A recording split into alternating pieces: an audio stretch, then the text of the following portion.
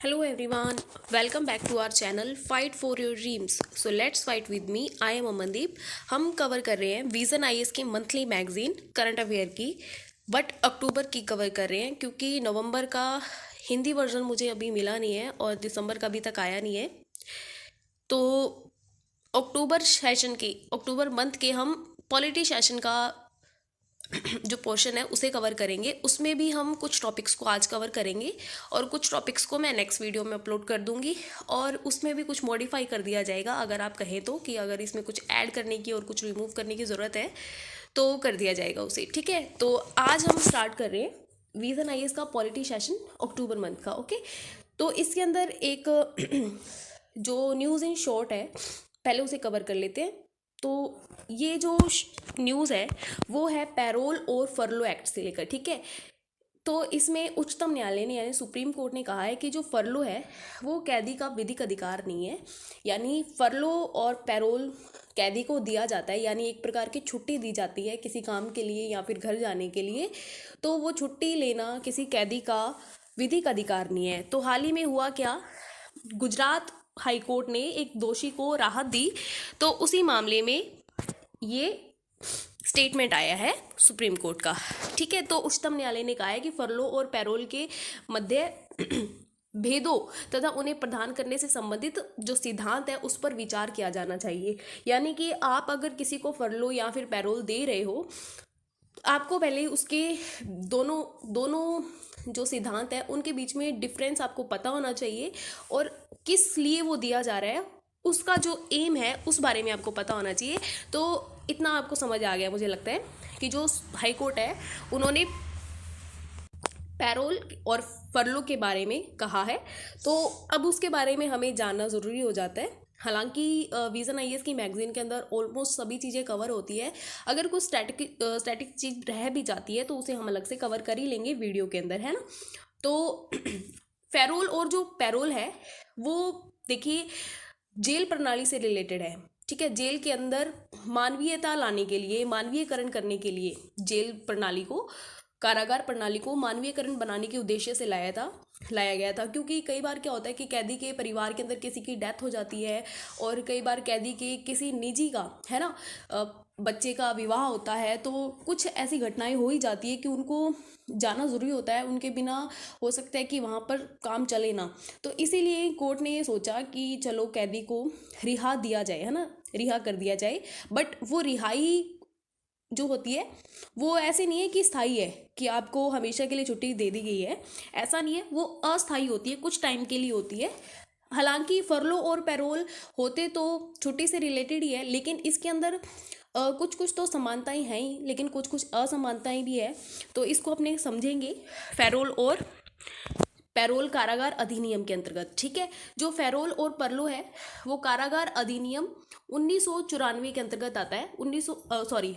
1894 के अंतर्गत आता है, यानी कि आज़ादी से पहले का ही है ये। क्लियर है, तो कारागार अधिनियम 1894 के अंतर्गत आता है। ये कारावास से एक अल्पकालिक अस्थायी रिहाई को संदर्भित करता है। यानी कि कारावास आप समझते हैं, है ना, सजा से अल्पकालिक कुछ टाइम के लिए अस्थायी रिहाई से संबंधित है। तो ये जो फेरोल और जो पैरोल एक्ट है, अधिनियम है या प्रावधान है, वो अल्पकालिक अस्थायी रिहाई से रिलेटेड है ना। दोनों को किस लिए लाया गया था, कारागार प्रणाली को मानवीकृत करने के लिए, है ना, कि जेल को या जेल की सजा को, है ना, अधिक से अधिक क्या किया जाए, मानवीयकरण किया जाए। क्लियर है, तो पैरोल कैदी को, अब देखो पैरोल और फरलो के अंदर क्या डिफरेंस है। पैरोल जो है वो कैदी को विशिष्ट आवश्यकता पूर्ति के लिए दिया जाता है। यहाँ पर आपको ये देखना पड़ेगा, जो पैरोल है वो कोई ज़रूरी काम होगा, कुछ ज़रूरी बात होगी तभी छुट्टी दी जाएगी, तभी दिया जाएगा पैरोल। लेकिन जो फरलो है वो बिना किसी कारण के दिया जा सकता है, लेकिन एक फिक्स टाइम पीरियड के लिए, हमेशा के लिए नहीं। ठीक है, तो ये पॉइंट आपको समझ आ गया। जो पैरोल है वो कैदी को विशिष्ट आवश्यकता की पूर्ति के लिए दिया जाएगा, कोई ज़रूरी काम पड़ गया उसको पूरा करने के लिए दिया जाएगा। लेकिन जो फरलो है वो बिना किसी कारण के दिया जा सकता है।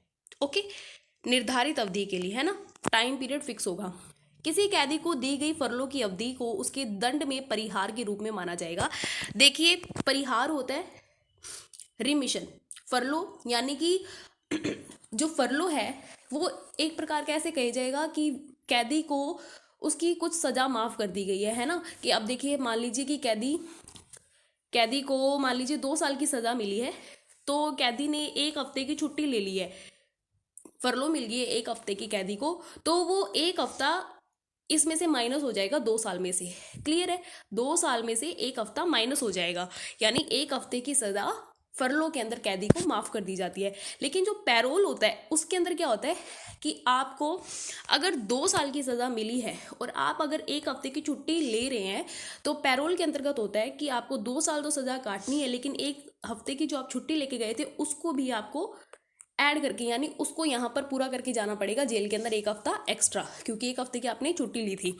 तो आई होप ये पॉइंट समझ आ गया होगा कि जो पैरोल है वो कैदी को दंड के निलंबन के साथ रिहा किया जाता है। दंड का यानी एक बार के लिए दंड स्टॉप हो गया है, आपका रुक गया है, ठीक है, जब आप वापस आओगे तब से वो स्टार्ट हो जाएगा, लेकिन जो आपने छुट्टी लिया उसको आपको फिल करके जाना पड़ेगा। लेकिन जो फरलो है वो दंड में परिहार, यानी दंड के अंदर कमी है। ओके, दंड को अगर कम कर दिया जाए तो उसको परिहार कहा जाएगा। आई होप ये पॉइंट समझ आ गया होगा, इतना ये टिपिकल नहीं है। ओके, अब आगे का क्या सिस्टम है इसके अंदर। उच्चतम न्यायालय ने स्पष्ट किया कि जो फरलो है चाहे बिना किसी कारण के दिया जा रहा है, लेकिन इसका मतलब ये नहीं है कि कैदी को आप फरलो देंगे और कैदी का ये विधिक अधिकार बन गया है, ऐसा नहीं है। कुछ बातों को ध्यान में रखते हुए फरलो और पैरोल के सिद्धांत लाए गए थे और उसी बातों को ध्यान में रखते हुए, है ना, दोनों को लागू किया जाता है। सबसे पहले तो देखिए, अगर आप किसी को फरलो दे रहे हैं, ओके, अब देखो पैरोल के अंदर तो ये एक इन्होंने फिक्स कर ही दिया है ना, कैटेगरी फिक्स कर ही दी है कि आपको अगर कोई काम पड़ा है, ज़रूरी काम पड़ा है, तभी आपको जाने दिया जाएगा, तभी आपको पैरोल दी जाएगी। लेकिन जो फरलो है वो बिना किसी कारण के दिया जा सकता है। तो इसीलिए फरलो के अंदर ये बात ध्यान रखने की ज़रूरत है कि अगर आप किसी को फरलो दे रहे हो, आप ऐसे व्यक्ति को ना दे रहे हो कि वो जाके लोगों को परेशान करे। जनहित को संतुलित रख के दिया जाएगा, है ना, कि जनहित के साथ में संतुलन होना चाहिए। कि अगर आप किसी ऐसे कैदी को, अब कोई आतंकवादी है उसको आप फरलो दे रहे हो, तो वो क्या करेगा, वो बाहर जाके कोई ना कोई आतंक ही मचाएगा। तो ये पॉइंट यहाँ पे नोट करने की ज़रूरत है। कुछ श्रेणियों में कैदियों को फरलो देने से मना भी किया जा सकता है ना। अब देखिए, कोई मर्डरर है, अगर वो उसको अगर आप फरलो दे देंगे, है ना, तो क्या होगा, वो जाके अपने सबूत मिटा सकता है। हो सकता है कि जो उसके विपक्ष के अंदर जो गवाह बैठा है, हो सकता है उसे डराने धमकाने या मारने की कोशिश करे। तो कई ऐसे कैदी होते हैं जिनको ऐसा करने से मना भी किया जा सकता है। चलो छोटे मोटा अपराध हो गया, जैसे किसी ने चोरी कर दी है लेकिन बड़ी रकम की चोरी नहीं की है, हो सकता है कि चलो उसकी मजबूरी थी। हाँ, हम ऐसा देखिए, चोरी करना गलत ही है, उसे किसी भी संदर्भ में हम सही नहीं कर सकते। भ्रष्टाचार अगर गलत है तो भ्रष्टाचार को किसी भी संदर्भ में हम सही नहीं कह सकते। बट अगर जनहित को ध्यान में रखते हुए अगर वो किसी को नुकसान नहीं पहुंचाएगा तो फरलो दी जा सकती है, अदरवाइज नहीं दी जा सकती, क्योंकि ये किसी भी कैदी का विधिक अधिकार नहीं है। अब देखिए, विभिन्न हत्याओं या आतंकवाद रोधी विधि, अब ये देखिए क्या लिखा है, विधि विरुद्ध कार्यवाही या विधि विरुद्ध कोई भी अगर आप काम करते हो, अधिनियम 1967 के तहत अगर आपने ऐसा कोई भी काम किया है जो विधि विरुद्ध है ना, कोई भी कानून के विरुद्ध ऐसा कोई भी काम जो 1967 के अंतर्गत आता है, तो उससे रिलेटेड जो बंदी होगा या फिर जो उससे रिलेटेड जो सिद्ध दोष होगा, उसको कभी भी पैरोल के लिए योग्य नहीं माना जाएगा, है ना। तो अगर कोई भी व्यक्ति विधि विरुद्ध क्रियाकलाप अधिनियम 1967 के तहत सिद्ध दोष बंदी होता है तो उसे पैरोल के लिए पात्र नहीं माना जाएगा। आई होप ये पॉइंट समझ आ गया होगा। प्रत्येक राज्य का कारागार अधिनियम जो होता है वो अपने अपने हिसाब से होता है। अगर अपने राजस्थान की बात करें तो राजस्थान के अंदर 20 दिनों के फर्स्ट, अगर कोई कैदी है उसको सजा हुई है तो फर्स्ट 20 दिन जब वो जेल में निकालता है, उसके बाद में उसकी पैरोल का जो सिस्टम है ना, वो स्टार्ट हो जाता है कि अगर आपको पैरोल चाहिए, कोई वहाँ पर अगर घटना घटित हो गई है तो आप जा सकते हो, अगर आपको 20 दिन हो गए। और अगर सेकंड पैरोल या फरलो लेना है तो उसके लिए 30 दिन, फिर उसके बाद में थर्ड के लिए 40 डेज, है ना, आपको जेल में रहना पड़ेगा। तो ये अलग अलग राज्यों का अलग अलग कारागार कानून होता है, क्योंकि जो जेल है वो राज्य सूची का विषय है, इसीलिए राज्य के अंदर उनके कानूनों के तहत पैरोल दी जाती है। ओके, पैरोल की बात की जा रही है, फरलो की नहीं। फरलो तो किसी भी कंडीशन के वो नहीं है कि हाँ ये कंडीशन होनी चाहिए, बिना किसी कारण के भी दी जा सकती है। आई होप ये आपको पैरोल और फरलो जो सिस्टम है या कानून है उसके बारे में आपको समझ आया होगा। अब हम नेक्स्ट पॉइंट को कवर करते हैं। हाँ, अब ये जो नेक्स्ट पॉइंट है ये है दल बदल रोधी कानून, एंटी डिफेक्शन लॉ।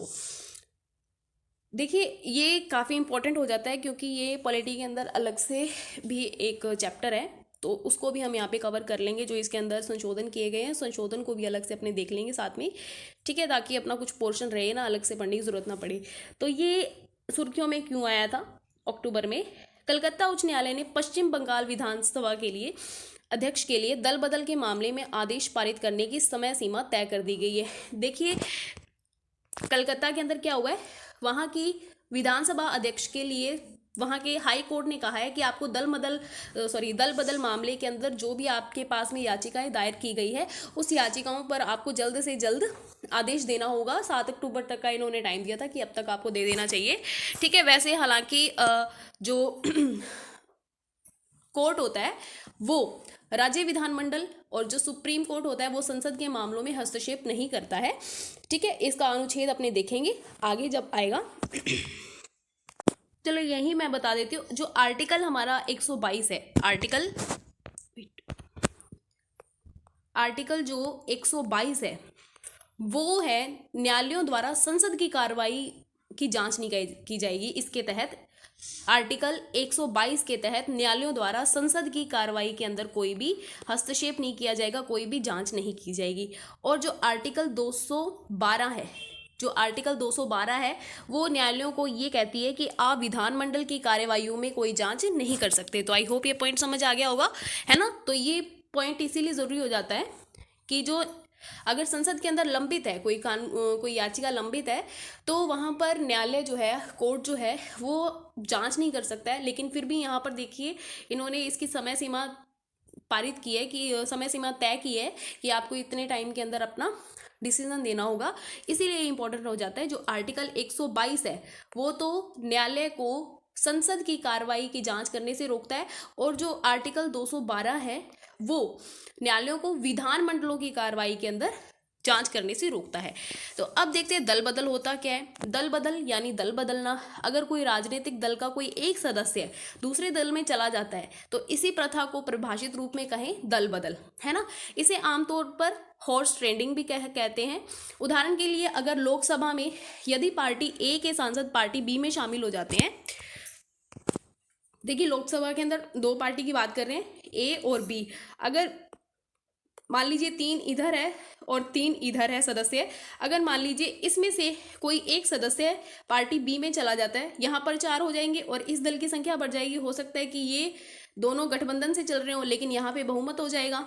तो इसीलिए क्या है कि इस चीज़ों को रोकने के लिए यहाँ पर दल बदल रोधी कानून लाया गया था। एक सदस्य द्वारा दूसरे दल में जाने की प्रथा को परिभाषित तौर पर क्या कहा जाता है? दल बदल कहा जाता है। इसे हॉर्स ट्रेडिंग भी कहा जाता है। तो इस प्रकार की जो दल बदल रोधी होती है, इस प्रकार की कार्यवाहियों को रोकने के लिए ये पूरे कानून लाए गए थे। ये भारत में दल बदल विरोधी कानून का क्रमिक विकास है, आप इसे पढ़ लेना। लेकिन इसके अंदर जो सबसे इम्पोर्टेंट है ये 2 है, क्योंकि 1973 के अंदर सरकार ने दल बदल पर अंकुश लाने के लिए 32वां संविधान संशोधन विधेयक लाए थे। सरकार जो थी वो 32वां संविधान संशोधन लेके आए थे, विधेयक लेके आए थे। लेकिन ये विधेयक जो था वो लैप्स हो गया था, ठीक है, यानी कि लागू नहीं हो पाया था। फिर 1985 के अंदर 52वां संविधान संशोधन किया गया। 52वें संविधान संशोधन के तहत संविधान के अंदर 10वीं अनुसूची जोड़ी गई और उसी 10वीं अनुसूची के अंदर दल बदल रोधी कानूनों के बारे में प्रावधान दिए गए हैं, ठीक है।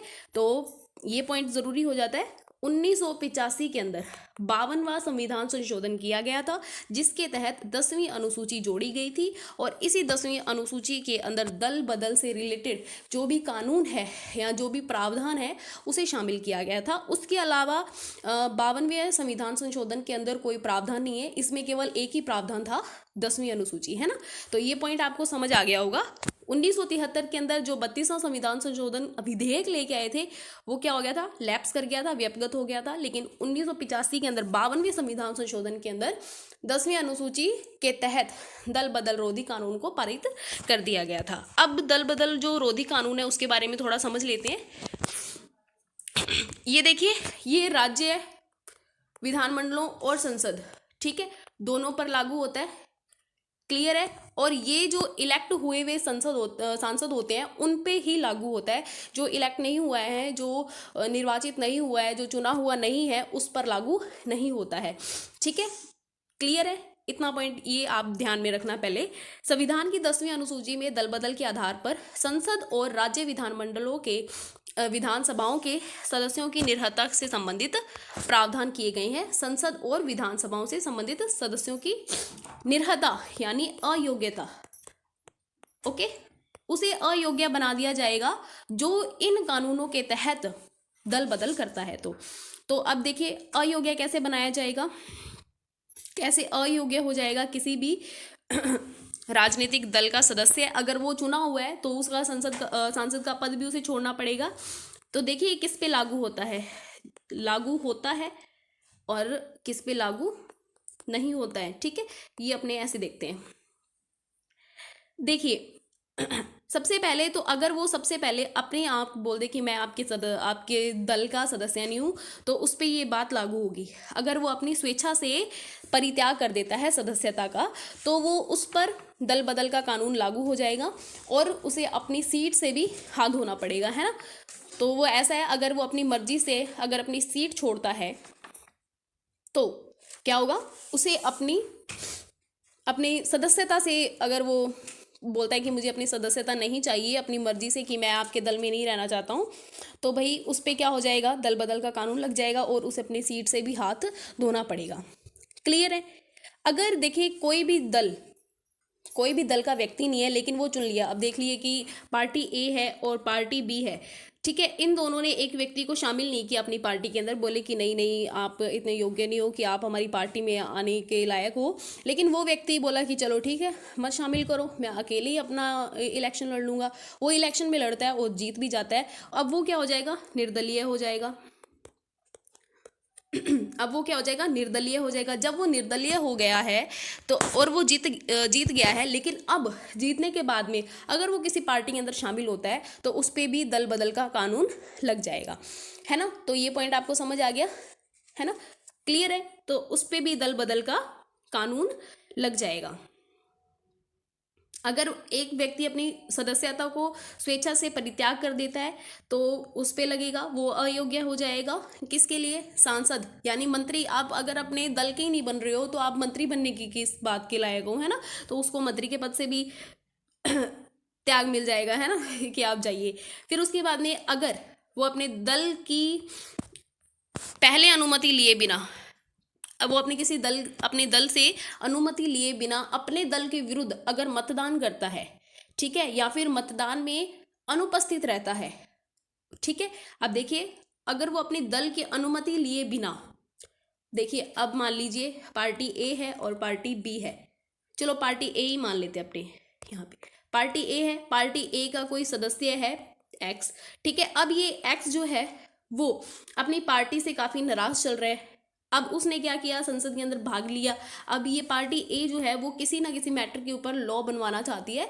तो अब इस एक्स ने क्या किया, वहां पर जाके इस पार्टी के विरुद्ध क्या कर दिया, वोट कर दिया, ठीक है। तो ऐसे में क्या होगा कि पार्टी जो कहेगी कि आपने हमारे विरोध में किया, आपकी वजह से हमारा कानून जो है वो पारित होते होते रह गया, इसीलिए आपको क्या है, पार्टी से निष्कासित कर दिया जाता है, ठीक है। तो ऐसा विरोध के अंदर अनुमति के बिना, है ना, विरोध में मतदान करने पर क्या हो सकता है, उसे अयोग्य कहा जा सकता है। और अगर मान लीजिए कि ये वोटिंग करवा रही है पार्टी ए, और इस एक्स को कहा कि आप चलो शामिल ही मत हो, आप नहीं जाओगे तो भाई लो, है ना, कि पारित ही नहीं होगा वोट, सॉरी कानून पारित ही नहीं होगा आपके नहीं जाने से। अब 3-4 है, एक्स वाई जेड, है ना, इन सबको बोल दिया कि आप एबसेंट हो जाओ।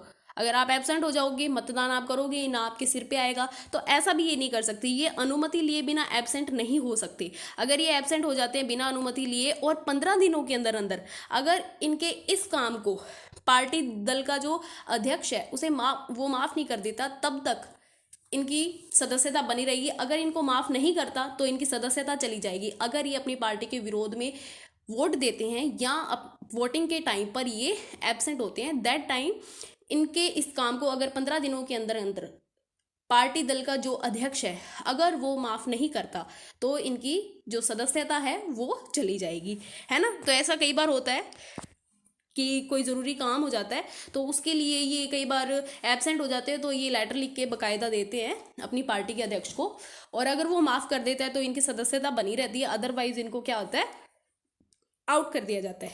तो ये पॉइंट समझ आ गया। फिर हमने निर्दलीय वाला देख लिया कि अगर कोई निर्दलीय सदस्य होता है वो किसी भी राजनीतिक दल में शामिल हो जाएगा तो उसे भी सदन का सदस्य बनने के लिए अयोग्य घोषित कर दिया जाएगा। अब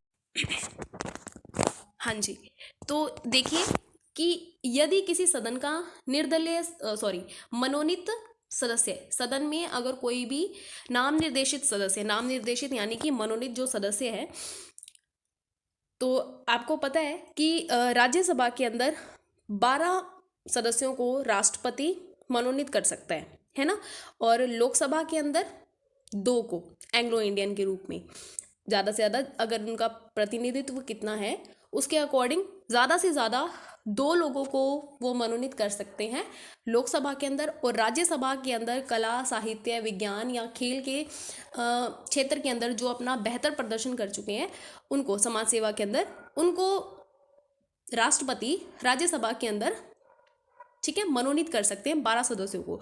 अब आप कमेंट बॉक्स में ये बताना मुझे कि राज्य विधानमंडल के अंदर राज्यपाल को ये अधिकार होता है कि वो मनोनीत करे किस सदस्य को। ओके, तो आप ये बताना कि कितने सदस्यों को राज्यपाल जो है वो मनोनीत कर सकते हैं। तो अब अपने पॉइंट की तरफ चलते हैं। इसमें कहा गया है कि सदन का कोई भी नाम निर्देशित यानी मनोनीत सदस्य है, सदन का सदस्य होने की उस स्थिति में निर्भर हो जाता है, यानी सदन की उस स्थिति में अयोग्य हो जाता है जब वो सदन के अंदर अपना स्थान ग्रहण करता है।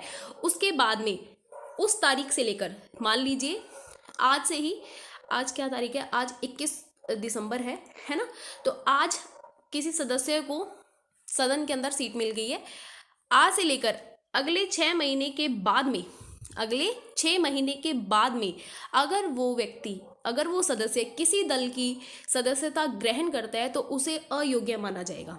अगर वो इस 6 महीने के भीतर अगर इस 6 महीने के अंतर्गत अगर वो किसी राजनीतिक दल की, ठीक है, सदस्यता ग्रहण करते हैं तो उनको अयोग्य नहीं माना जाएगा। आई होप ये पॉइंट आपको समझ आ गया होगा। निर्दलीय जो व्यक्ति होता है, निर्दलीय जो सदस्य होता है, वो तो किसी भी हालत में किसी भी प्रकार की पार्टी को ज्वाइन नहीं कर सकता, लेकिन जो मनोनीत सदस्य होते हैं उनको 6 महीने का टाइम पीरियड दिया जाता है कि आप डिसाइड कर लीजिए, क्योंकि उनको मनोनीत करके लाया गया होता है, चाहे वहाँ पे किसी ना किसी पार्टी का रहता ही हो, बट फिर भी उनको चॉइस दी जाती है 6 महीने के अंतर्गत। अगर वो 6 महीने के बाद में, क्योंकि उनको 6 महीने के अंदर ये मान लिया जाता है कि अगर उन्होंने किसी भी पार्टी को ज्वाइन नहीं किया, दैट मीन्स वो उसी पार्टी के हैं जिस पार्टी के द्वारा उनको मनोनीत किया गया है। हालांकि राष्ट्रपति करते हैं, तो राष्ट्रपति भी तो मंत्री परिषद की सलाह पर लेंगे, मंत्रिमंडल की सलाह पर ही उसको करेंगे, बट मनोनीत करेंगे तो वो मंत्रिमंडल तो अब आपको पता ही है किसके, सरकार का ही होगा। तो दैट मीन्स किसी ना किसी पार्टी का तो उसे मान ही लिया जाता है अगर वो 6 महीने के अंदर अंदर वो किसी को अगर स्वीकार नहीं करता है। तो मुझे लगता है आपने यहाँ पर पॉइंट समझ लिया होगा। इसके कुछ अपवाद भी है। तो सबसे पहले अपवाद तो यही है कि अगर किसी राजनीतिक दल का किसी अन्य राजनीतिक दल के अंदर विलय हो जाए, अगर पूरी राजनीति पार्टी, पूरी की पूरी पार्टी किसी और पार्टी के अंदर ही शामिल हो जाए, तब वहाँ पर दल बदल का कानून नहीं लगेगा, ठीक है। अगर ऐसा भी हो सकता है क्योंकि उस पार्टी के कम से कम 2/3 सदस्य इस बात के लिए एग्री करते हो कि हमें चलो भाई इस पार्टी के अंदर मिक्स हो जाना चाहिए, तब ये कानून लागू होगा, लागू नहीं होगा। अगर, ठीक है। अगर विधायिका में निर्वाचित उसके 2/3 सदस्य विलय के पक्ष में ना हो, या यानी कि कोई भी राजनीतिक दल है वो किसी और दल में शामिल होना चाहता है और उसके निर्वाचित सदस्य की बात कर रहे हैं, विधायिका के अंदर वो निर्वाचित होने चाहिए, 2/3 सदस्य अगर निर्वाचित हैं तभी ये विलय संभव हो पाएगा और उन पर दल बदल का कानून नहीं लगेगा।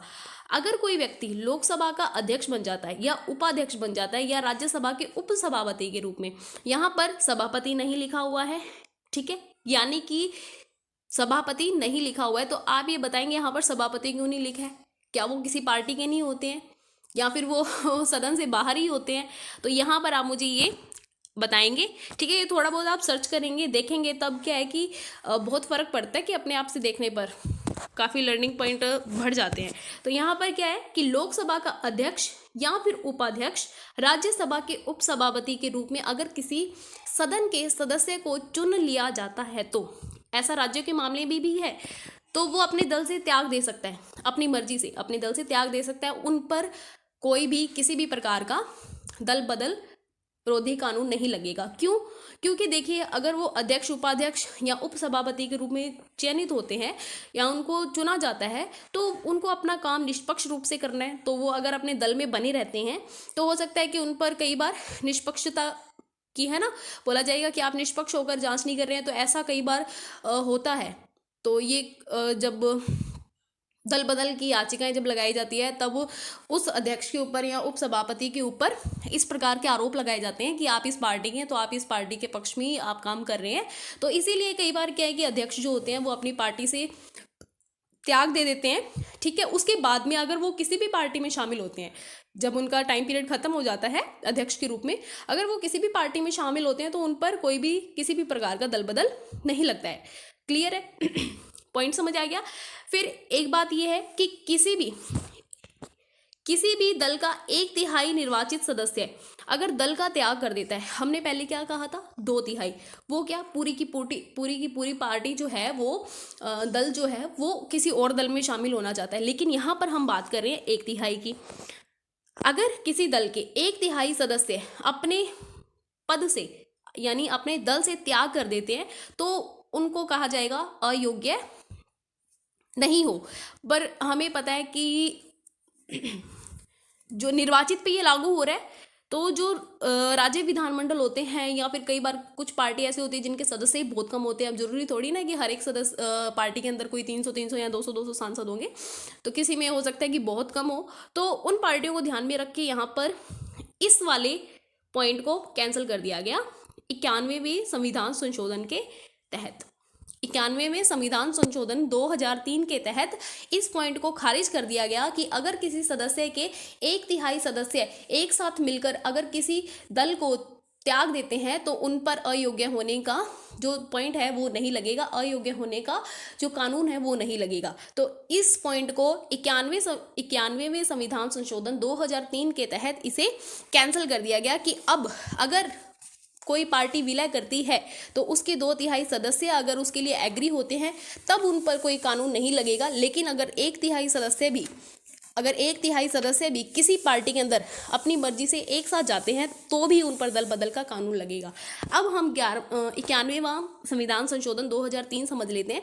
इसके अंदर हमने एक चीज़ तो ये देख ही ली कि 10वीं अनुसूची के अंदर उपबंध है कि जो दल 1/3 सदस्य, ठीक है, जिस दल के 1/3 सदस्य दल बदल करते हैं उनको अयोग्य नहीं किया जाएगा।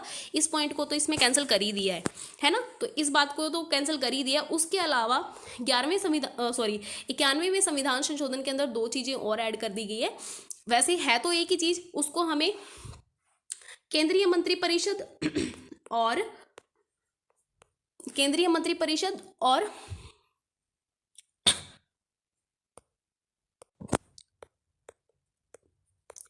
और राज्य से संबंधित है ना, केंद्र और राज्य 2 ही चीजें होती है। तो देखिए क्या कह रहे हैं यहाँ पर, 91वें संविधान संशोधन के अंदर एक चीज ये ऐड की गई है। पहले तो हमने 10वीं अनुसूची वाला देख ही लिया कि इसके अंदर जो भी उपबंध है उसके अंदर 1/3 सदस्य अगर दल बदल करते हैं तो उनको अयोग्य घोषित नहीं किया जाएगा। इस उपबंध को खत्म कर दिया गया है। उसके अलावा 91वें संविधान संशोधन में एक चीज और ऐड की गई है, वो है केंद्रीय मंत्रिपरिषद और राज्य मंत्रिपरिषद, ठीक है। ठीक है, राज्यों में। तो इनके मंत्रिपरिषद की जो संख्या है उसको निर्धारित किया गया कि अधिकतम संख्या कितनी होगी। जो केंद्रीय मंत्रिपरिषद है उसमें प्रधानमंत्री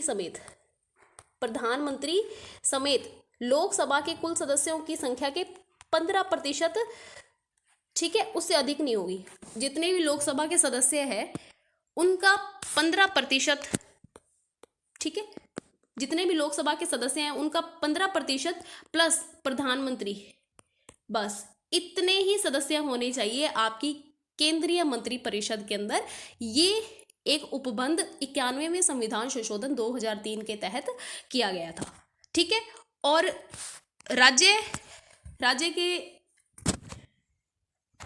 राज्य में मंत्रियों के समेत कितना हुआ, मुख्यमंत्री के समेत, राज्यों में मुख्यमंत्री के समेत, देखिए वहां पे प्रधानमंत्री थे, यहाँ पे मुख्यमंत्री के समेत न्यूनतम संख्या कितनी होनी चाहिए, 12%, ठीक है, न्यूनतम 12% होनी चाहिए। यानी कि पूरी की पूरी जो राज्य विधानमंडल है,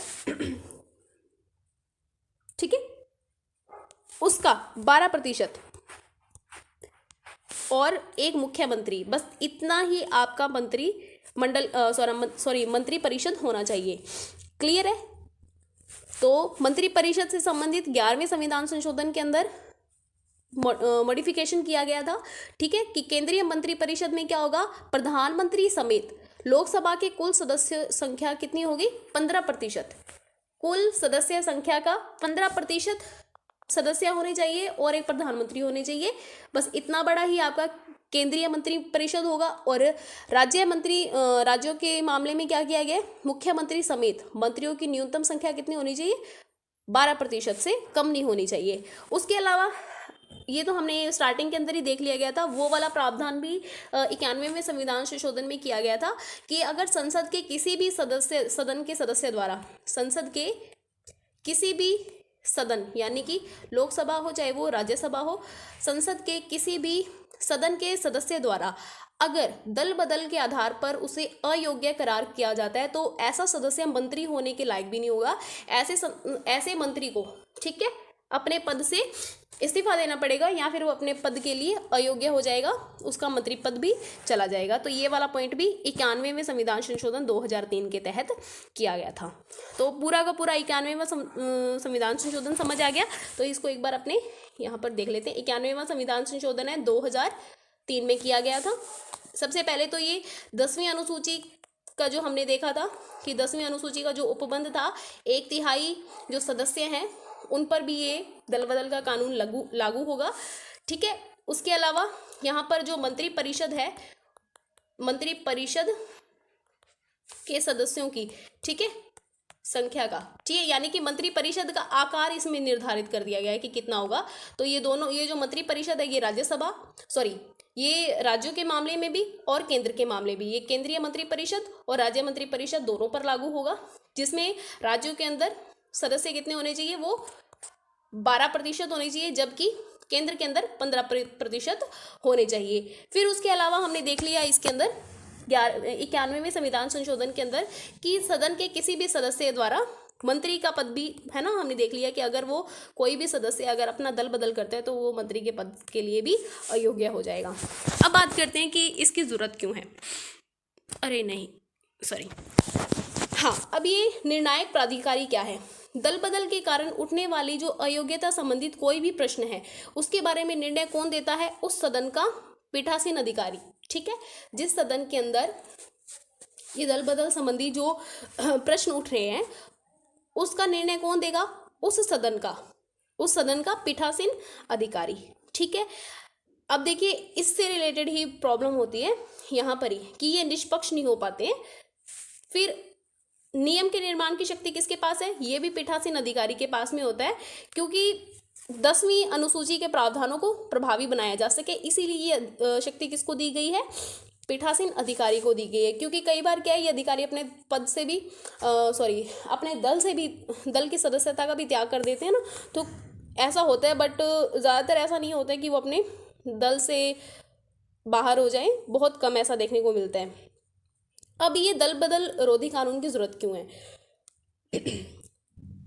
सबसे पहले तो देखिए, अगर दल बदल करेंगे तो राजनीतिक स्थिरता बनी नहीं रहेगी, है ना। तो राजनीतिक अस्थिरता रहेगी, जिससे क्या होगा, कामकाज में नकारात्मक प्रभाव देखने को मिलेगा। इसी नकारात्मक प्रभाव को कम करने की कोशिश की गई है कि दल बदल जो रोधी कानून है उसे लाया जाए। तो राजनीतिक स्थिरता लाने के लिए दल बदल की विधिकर्ताओं की प्रवृत्ति पर, अब देखो कई ऐसे लोग होते हैं, कई ऐसे उन सदस्य होते हैं जिनको बस दल बदल करने में मजा आता है कि मैं इस दल में चला जाऊं, इस दल में चला जाऊं, कईयों की प्रवृत्ति होती है। तो दल बदलने की विधिकर्ताओं की प्रवृत्ति पर रोक लगाने के लिए, उनकी ऐसी हैबिट पर रोक लगाने के लिए इस प्रकार, ठीक है, रोक लगाने के लिए दल बदल रोधी कानून लाया गया था। क्योंकि इस प्रकार की उनकी गतिविधियों से क्या होता है, राजनीति में अस्थिरता आ जाती है, ठीक है, राजनीति में क्या हो जाती है, अस्थिरता आ जाती है, उसको नियंत्रित करने के लिए लाया गया था। क्लियर है। अब ऐसा करेंगे तो क्या होगा, पार्टी टूटेगी, तो उनके कामकाज पर नकारात्मक प्रभाव पड़ता है। तो इससे क्या होता है, पूरे के पूरा जो देश है उसकी प्रगति भी प्रभावित होती है, पूरे देश की प्रगति भी प्रभावित होती है। इसीलिए इस कानून को लाने की जरूरत पड़ी। क्लियर है। अब देखिए, हमारा जो लोकतंत्र है वो अभी उभर रहा है, उतना डेवलप नहीं हुआ है, उभर रहा है, ठीक है। उसके अंदर अगर भारत के अंदर बिना सोचे समझे राजनीतिक पार्टियां अगर दल बदल करेंगी तो कितना ज़्यादा इससे नेगेटिव प्रभाव पड़ेगा पूरी की पूरी लोकतंत्र सिस्टम के ऊपर, ठीक है। तो दल बदल विरोधी कानून संसदीय प्रणाली को सुचारू कामकाज को सुनिश्चित करने के लिए आवश्यक है। अगर संसद के अंदर सही से काम करवाना है, ठीक है, सही से काम करवाना है, सुचारू कामकाज करवाना है, तो उसको बनाए रखने के लिए दलों के अंदर हो रहे परिवर्तन, दलों के अंदर जो हो रही बदलाव है उसको रोकने की भी जरूरत थी। फिर बात करते हैं सदस्यों की निष्ठा सुनिश्चित करना। अब देखो, ये कानून एक कोशिश करता है, एक प्रयास करता है कि दल और उसके समर्थक के साथ साथ दल घोषणा पत्र में चुने गए जो सदस्य हैं वो अपने राजनीतिक दल और अपनी नीतियों के प्रति निष्ठावान रहे। देखिए, अब मान लीजिए कोई पार्टी है, उसने अपने घोषणा पत्र के अंदर कोई किसी ना किसी प्रकार के वादे किए हों, ठीक है। अब वो पार्टी चुन के आती है क्योंकि उनके वादों के आधार पर उनको वोट मिला है। अब उस पार्टी का जो सदस्य है वो किसी और पार्टी में चला जाए, है ना, और उस पार्टी के अंदर जाके बहुमत को बना दे, तो इससे क्या होगा, इससे तो अब लोगों ने जो वोटिंग की है उनसे, उनकी वोटिंग का भी तो असमान हो जाएगा, है ना, अपमान हो जाएगा ना। तो इसीलिए क्या है कि सदस्यों को अपने जो राजनीतिक दल है, ठीक है, उसका समर्थन तो करना ही है। और अपने घोषणा पत्र के नाम पर आप चुने जा रहे हो तो उसके लिए अपनी निष्ठा को बनाए रखने के लिए भी, है ना, कि अब चलो धक्के से ही, है ना, कि चलो ये इनको धक्के से ही अब इनको निष्ठावान बनाते हैं, चाहे ये बने ना बने, पर इनके ऊपर कानून बनाने की जरूरत है। तो फिर भी यहाँ पर देखा गया है कि सदस्यों की निष्ठा को सुनिश्चित करना इस कानून का एक उद्देश्य है। अब लोगों की इच्छा का सम्मान करना वो भी हमने देख ही लिया है। और इसके और भी लाभ है, क्योंकि भ्रष्टाचार में यहाँ पर कमी होती है। क्योंकि ये क्या है कि ज़्यादातर जो सदस्य होते हैं ये पैसे लेके दल बदल कर लेते हैं, अपना निजी यहाँ पे स्वार्थ देखते हैं, है ना, निजी हित देखते हैं। तो जब ये अपना निजी हित देखेंगे तो ये सार्वजनिक हित के ऊपर हावी होगा। तो इसलिए निजी हित को कम करने के लिए यहाँ पर दल बदल रोधी कानून लाया गया था। आई होप ये पॉइंट आपको समझ आ रहे हैं, क्योंकि आज थोड़ा सा जुखाम और खांसी की वजह से ना दिक्कत हो रही है, जिसमें बार बार में मुझे पोस्ट करना भी पड़ रहा है वीडियो। पर आप, मुझे लगता है थोड़ा बहुत अगर आप सहयोग करेंगे तो चलेगा। अब देखते हैं कि दल विरोध संबंधी जो कानून है उससे संबंधित मुद्दे क्या है। अब देखो, विधि निर्माताओं की, अब देखिए सबसे पहले तो क्या है कि हमने ये देखा था कि कोई भी सदस्य जो है वो अपनी पार्टी के विरोध में जाकर वोट नहीं कर सकता। अगर उसको वोटिंग नहीं करनी है तो वो छुट्टी भी नहीं ले सकता। तो ऐसे तो, और अगर वो छुट्टी ले लेता है बिना बताए, हो सकता है किसी घर पे इमरजेंसी हो जाए, छुट्टी ले लेता है तो बस उसकी सदस्यता तो चली गई, और उसका जो राजनीतिक दल के जो अध्यक्ष है वो भी नाराज चल रहे हैं, उनकी सदस्यता तो चली गई। तो यहाँ पर क्या है कि उनकी जो स्वतंत्रता है उस पर तो एक प्रतिबंध है ही। अब वो अपनी पार्टी के, अब देखिए कोई पार्टी है, ठीक है, वो पार्टी क्या है, आगे चल के रंग बदल देती है और बोलती है कि कश्मीर हम पाकिस्तान को देंगे। तो अब उस पार्टी के सदस्य थोड़ी ना मानेंगे, उस पार्टी के सदस्य थोड़ी ना मानेंगे। हो सकता है कि बहुत सारे सदस्य मान रहे हो कि चलो ठीक है, भ्रष्ट हो ही चुके हैं तो अब अच्छे से ही भ्रष्ट हो जाते हैं। तो क्या है, अब वो अपनी पार्टी के विरोध में बोल नहीं सकते, तो उनकी अभिव्यक्ति जो है उसकी स्वतंत्रता का भी यहाँ पे, ठीक है, यहाँ पर क्या हो रहा है, उल्लंघन हो रहा है, अभिव्यक्ति की स्वतंत्रता का यहाँ पर उल्लंघन हो रहा है। अब जब यहाँ पर अभिव्यक्ति की स्वतंत्रता का उल्लंघन हो रहा है तो ये क्या है, लोकतंत्र पर एक प्रकार का क्वेश्चन मार्क हो जाता है ना, एक प्रकार का क्या हो जाता है, क्वेश्चन मार्क हो जाता है। जब ये क्वेश्चन मार्क उठने लग जाए तो फिर क्या होगा, लोकतंत्र खतरे में पड़ेगा। अब सबसे पहले तो ये देखते हैं अपने कि विधि जो निर्माता है उनकी अभिव्यक्ति की स्वतंत्रता, हमें तो बोलने की स्वतंत्रता है ही अनुच्छेद 19 के तहत, है ना, अभिव्यक्ति की स्वतंत्रता है ही। लेकिन जो हमारे ये जो सांसद होते हैं, विधि निर्माता होते हैं, उनकी अभिव्यक्ति की स्वतंत्रता पर ये प्रतिबंध लगाता है। तो ये किसका उल्लंघन हुआ, अनुच्छेद 105 का, अनुच्छेद 105 का। अनुच्छेद 105 जो होता है वो संसद के सदस्यों की, है ना, संसद के सदस्यों की और उनके संसद के सदनों की और उनके सदस्यों की, उनकी समितियों की समितियों को शक्तियां देता है, विशेषाधिकार देता है। अनुच्छेद 5 संसद के सदनों और उनके जो सदस्य हैं, उनकी जो समितियां हैं, उनको शक्तियां देता है और विशेषाधिकार देता है, ठीक है। सांसदों को संसद में भाषण देने की स्वतंत्रता प्रदान करता है अनुच्छेद 105। और यही अनुच्छेद 194 जो है वो विधानमंडलों में लागू होता है, ठीक है। अनुच्छेद 194 जो है वो विधानमंडल के सदन के और उसके सदस्यों को, समितियों को शक्तियां और विशेषाधिकार प्रदान करता है और उनको भाषण देने की स्वतंत्रता प्रदान करता है। तो ये उसका उल्लंघन हो जाएगा, है ना। तो ये जो विधि बनाई गई है दल बदल विरोधी, तो ये एक प्रकार की क्या हो जाएगी, हावी हो जाएगी स्वतंत्रता पर। तो ये पॉइंट समझ आ गया आपको, क्लियर है। फिर निर्वाचित यहाँ पर आप ये नोट कर लेना, आर्टिकल 105 और 194। 105 जो है वो संसद से रिलेटेड है और 194 जो है वो राज्य विधानमंडल से, ठीक है। फिर बात करते हैं निर्वाचित प्रतिनिधियों की जवाबदेहिता जो है वो कम हो जाएगी। बोलेंगे ठीक है भाई, हमें तो बोलने ही नहीं दिया जा रहा है ना। अब असंतोष पर अंकुश लगा देंगे वो तो, कि चलो ठीक है, अगर आप ज़्यादा बोलोगे तो आपको अपनी पार्टी से बाहर कर दिया जाएगा। तो असंतोष पर अंकुश लगाकर दल विरोधी कानून विधायिका के प्रति कार्यपालिका में जवाबदेहिता को कमजोर करता है ना। जब कोई ना कोई यहाँ पर पार्टी के अंदर मतभेद हो जाता है तो उस मतभेद पर अंकुश लगा दिया जाता है। तो इससे क्या होगा, विधायिका के प्रति कार्यपालिका की जो जवाबदेहिता हो जाएगी वो कमजोर हो जाएगी। फिर प्रतिनिधि सरकार को कमजोर बनाता है। देखिए 10वीं अनुसूची के प्रावधान उन पर लागू नहीं होते। ऐसा करने के प्रयास में विधिकर्ताओं को दल की प्रत्येक नीतियों को स्वीकार करना पड़ता है कि अब देखो प्रतिनिधि तो कमजोर ही हो जाएगा, कि जब वो चाहेंगे कि ये 10वीं अनुसूची का जो प्रावधान है हम पे लागू ना हो जाए, तो ऐसा करने के प्रयास में जो विधि करता है वो दल की हर एक नीतियों को उनको स्वीकार करना पड़ता है कि ठीक है, बॉस कहे तो हाँ, बॉस कहे तो ना, तो उनका तो खुद का तो वो रह ही नहीं जाएगा। तो ऐसे में क्या होगा, तो ये विधिकर्ता को अपने दिमाग से अपने निर्वाचकों के निर्णयों और उनके हित के लिए मतदान करने के लिए रोकता है ना।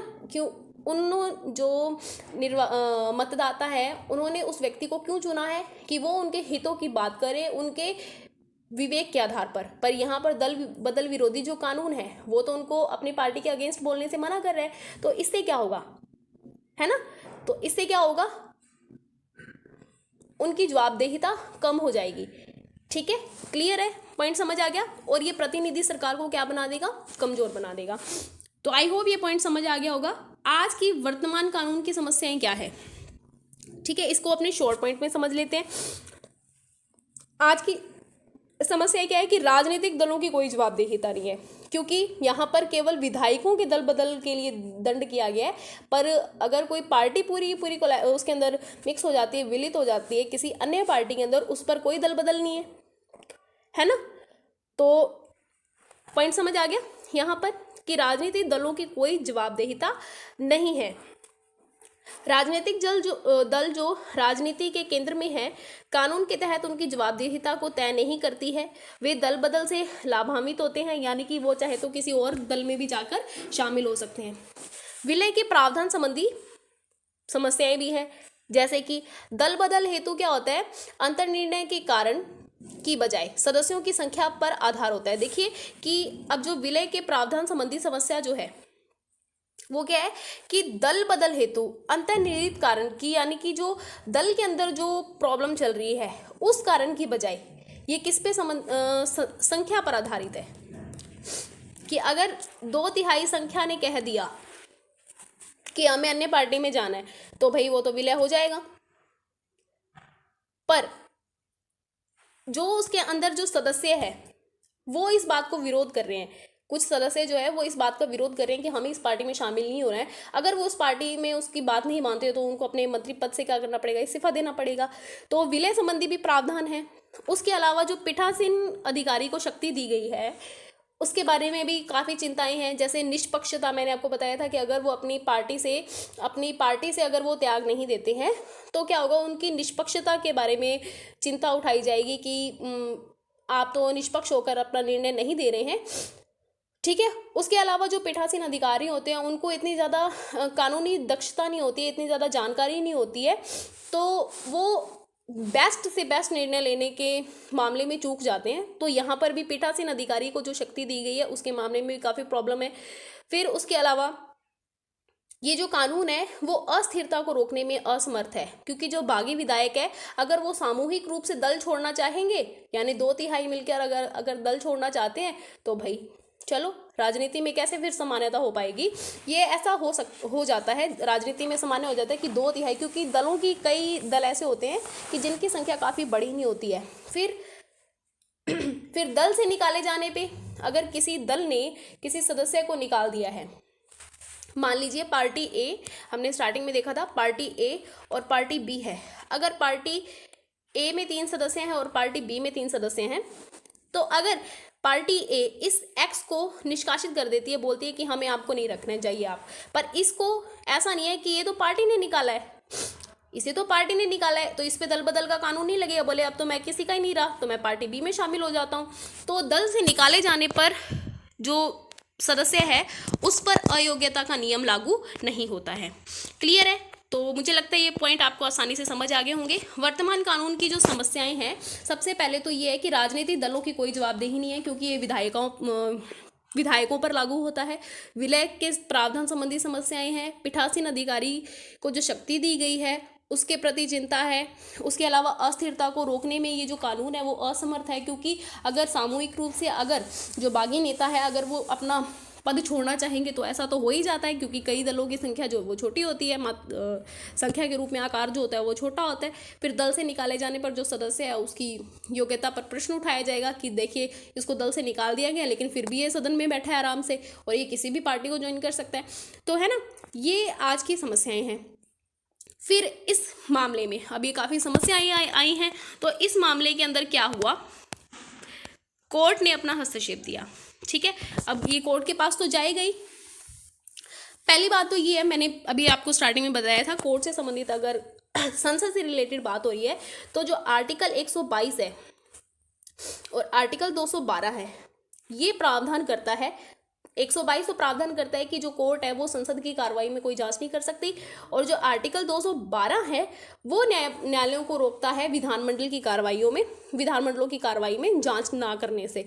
लेकिन फिर भी देखें यहाँ पर हमारे न्यायालय द्वारा कुछ ना कुछ बात यहाँ पर की गई है। सबसे पहले तो ये कहा गया है कि जो स्वेच्छा से अपनी सदस्यता छोड़ते हैं, अपना निर्णय न्यायालय ने कहा है इस मामले में हस्तक्षेप करते हुए कि जो इस कानून के अंदर कहा गया है स्वेच्छा से अपनी सदस्य छोड़ेगा, इस बात को थोड़ा सा क्लैरिफाई करने की ज़रूरत है, क्योंकि इसका मतलब त्यागपत्र की तुलना में काफ़ी बड़ा है। उच्चतम न्यायालय ने व्याख्या दी कि सदस्य द्वारा दिए जाने वाले औपचारिक त्यागपत्र की उपस्थिति में, यानी कि किसी ने लिख के नहीं दिया है कि मैं आपके दल से जा रहा हूँ, लेकिन अगर उसके आचरण से ये पता लगता है कि ये अपने दल के विरोध में ये काम कर रहा है ना, अपने दल के विरोध में काम कर रहा है और किसी और दल का समर्थन कर रहा है, चाहे वो वोटिंग कर रहा है, चाहे वो प्रेजेंट है मतदान के टाइम पे, लेकिन वो अपने दल के विरोध में कुछ ऐसी बातें करता है जिससे ये प्रतीत होता है, उसके आचरण से ये पता लगता है कि अपने दल के विरोध में है ना,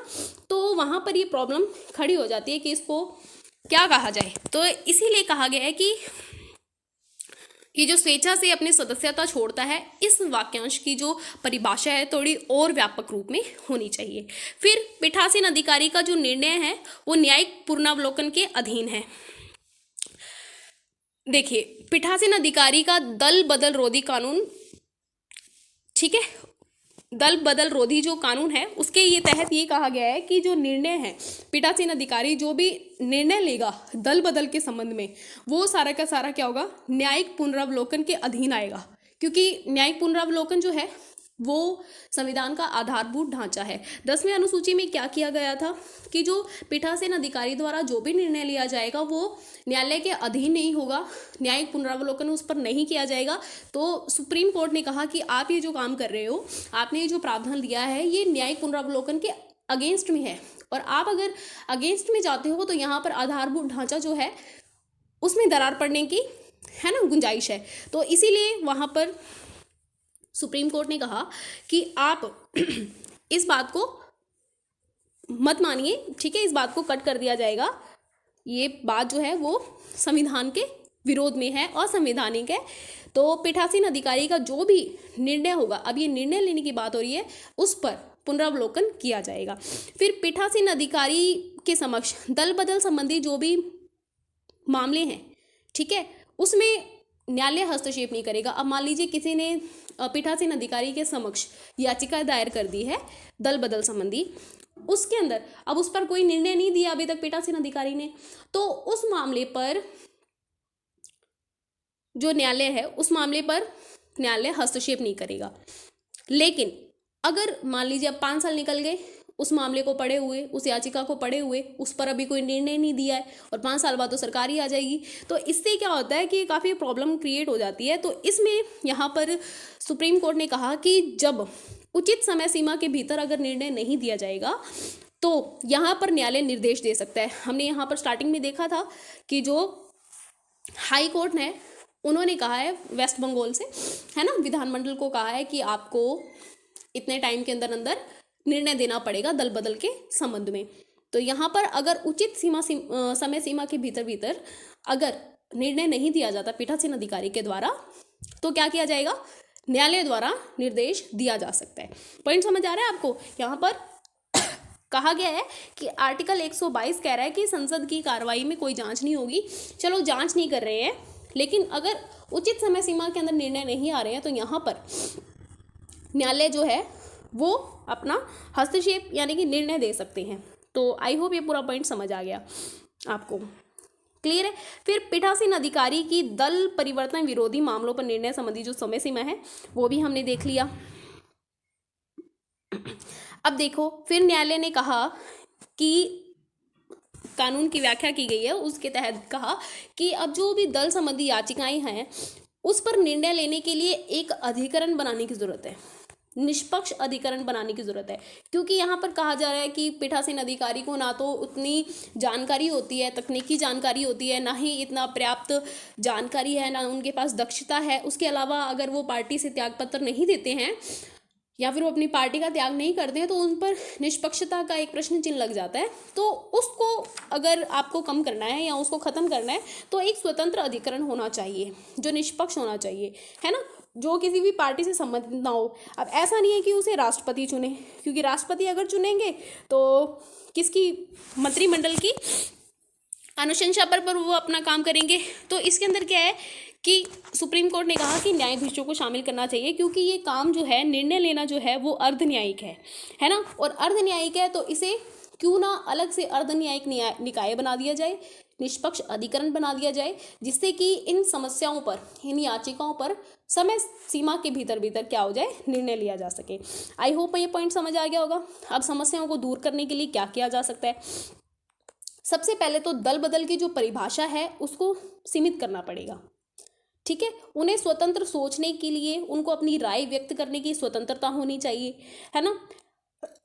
अगर उनके सदस्यों के बीच में अगर किसी बात की असहमति हो जाती है, ठीक है, तो अनिवार्य रूप से अस्थिरता में परिवर्तन ना हो जाए, इसीलिए असहमति उन्हें निर्हत घोषित करने का आधार नहीं होना चाहिए। यानी कि अगर किसी दल के अंदर असहमति बन गई है और उस सहमति के आधार पर किसी को अयोग्य घोषित कर दिया गया, तो वो तो अपनी सीट से भी हाथ धो बैठेगा।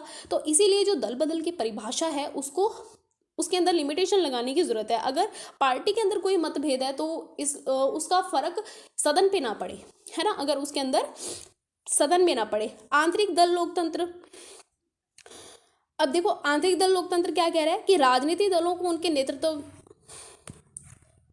आंतरिक दल लोकतंत्र क्या कह रहा है, राजनीतिक दलों को उनके नेतृत्व के चयन में अधिक लोकतांत्रिक बनाने के लिए लोक प्रतिनिधि अधिनियम और वर्तमान राजनीतिक संस्कृति में परिवर्तन की आवश्यकता है। इसके परोक्ष में दल के भीतर अलग मत और पक्ष को अधिक स्वीकार्यता मिल सकती है। ओके, आंतरिक दल लोकतंत्र की बात हो रही है। अगर यहाँ के लोक प्रतिनिधि अधिनियम और वर्तमान संस्कृति के अंदर राजनीतिक संस्कृति में थोड़ा परिवर्तन कर दिया जाएगा, ठीक है, और इसके अंदर अगर अलग मत और अलग पक्ष भी आ रहा है किसी राजनीति के अंदर, राजनीतिक दल के अंदर, तो उस पक्ष और उस अलग मत को भी स्वीकार करना चाहिए। तो उसको सुनना चाहिए कि अपने सदस्य आपकी ही पार्टी के सदस्य है, आपकी पार्टी के सदस्य अगर आपका विरोध कर रहे हैं, किसी बात से असहमत है, तो आपको उनकी बात सुननी चाहिए, ना कि उनके विरोध में उनको जाकर यानी कि पार्टी से उसको निष्कासित ही कर देना चाहिए या फिर कुछ भी है ना। तो ऐसा नहीं होना चाहिए। आंतरिक दल के अंदर भी लोकतंत्र होना चाहिए, उनको अपनी बात रखने की पूरी आज़ादी होनी चाहिए। क्लियर है? तो यहाँ पर आपको समझ आ गया। अगर हम लोक प्रतिनिधि अधिनियम और वर्तमान संस्कृति राजनीति संस्कृति में परिवर्तन करते हैं, यानी कि दलों को अधिक लोकतांत्रिक बनाते हैं, तो इस समस्या से निपटा जा सकता है आंतरिक दल लोकतंत्र के आधार पर। ठीक है, तो दो इसके हमने अभी तक देख लिए हैं सॉल्यूशन। दल बदल की परिभाषा को क्या करना पड़ेगा, सीमित करना पड़ेगा। और दूसरा क्या है, आंतरिक दल, यानी दल के अंदर भी लोकतंत्र जैसी जो अवधारणा है उसको लागू करना चाहिए। फिर है आचार समिति की भागीदारी। देखिए कई बार क्या होता है कि इसकी सक्रिय भागीदारी होना चाहिए, जैसे कि कैश फॉर कैरी, सवाल पूछने की एवज में धन लेने, है ना। यानी कि अगर आपको कोई सवाल पूछना है ना सदन के अंदर, तो उसके लिए आपको पैसे दिए जा रहे हैं। इस प्रकार के जो घोटाले हैं इनको रोकने के लिए आचार समिति की क्या होनी चाहिए, भागीदारी होनी चाहिए, सक्रिय भागीदारी होनी चाहिए, ताकि इस प्रकार की अगर कोई काम हो रहा है, इस प्रकार का अगर कोई प्रश्न पूछा जा रहा है या फिर कुछ भी कार्रवाई की जा रही है, तो उसकी जांच होनी चाहिए। जिससे क्या होगा, इस प्रकार की यानी ये धन लेने की जो प्रक्रिया है या धन लेने की ये जो परंपरा बनाई हुई है, उस पर बहुत हद तक है ना रोक लगाई जा सकती है अगर आचार समिति की भागीदारी होगी। तो ये आचार समिति हम अलग वीडियो के अंदर कवर कर लेंगे, क्योंकि वीडियो वैसे भी बहुत ज़्यादा लंबा हो रहा है। फिर बात करते हैं निर्णायक प्राधिकारी की बात। अब जो निर्णायक प्राधिकारी है, दूसरे प्रशासनिक सेकंड ARC रिपोर्ट के अंदर भी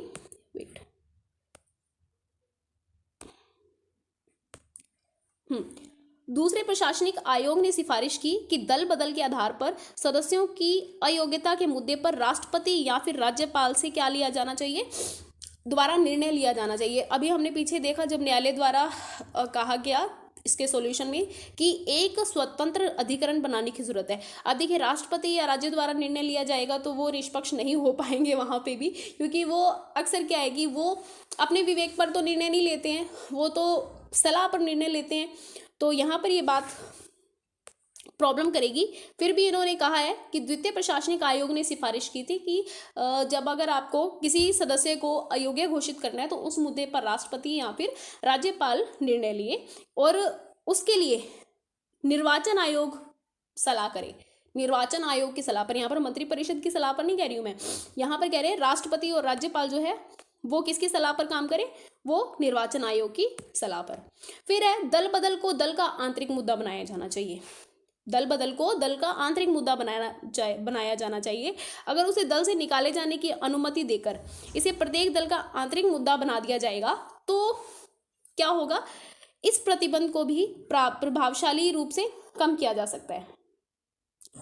ठीक है, अगर वो सदस्य दल बदलू है और उसे दल से निष्कासित कर दिया जाता है तो वो अपनी सीट ना गवाए।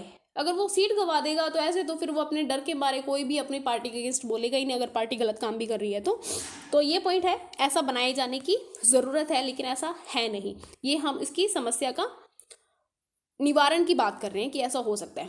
फिर अधिक स्पष्टता लाने की ज़रूरत है। किसी भी प्रकार के भ्रम से बचने के लिए कानून में स्पष्ट रूप से निर्धारित करना चाहिए कि स्वेच्छा से सदस्यता त्यागने का अर्थ क्या है। जैसा कि सुप्रीम कोर्ट ने कहा था, है ना, कि ये जो स्वेच्छा से सदस्यता त्यागने का जो अर्थ है वो क्या है, निष्कासित किया जाना, अपने आप छोड़ दिया जाना, या फिर उसके आचरण से ये बात तय कर ली जानी कि ये पार्टी के विरोध में है और ये सदस्यता को छोड़ना चाहता है, त्यागना चाहता है। तो इस बात पर स्पष्टता लाने की ज़रूरत है। अब इसके निष्कर्ष पर हम पहुंचते हैं।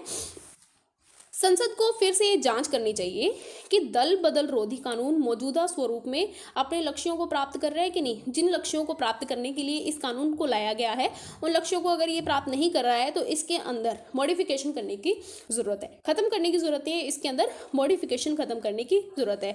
तो इस पर आम सहमति विकसित करने के लिए एक चर्चा शुरू की जानी चाहिए। ये अपने लक्ष्यों को प्राप्त करने में सक्षम क्यों नहीं हुआ, क्या इसके अंदर कमियाँ रह गई, ठीक है। अगर ये हुआ है तो इसे आगे बढ़ाना चाहिए, किस प्रकार से बढ़ाना चाहिए, इसे किस सीमा तक ले जाना चाहिए। तो आई होप आज का वीडियो यहाँ पर ख़त्म करते हैं। आप मुझे कमेंट बॉक्स में बताना अगर इसके अंदर कुछ मॉडिफाई करने की ज़रूरत है तो इसके अंदर कुछ ऐड भी कर दिया जाएगा, कुछ कम भी कर दिया जाएगा, ठीक है। तो मिलते हैं नेक्स्ट वीडियो के साथ में।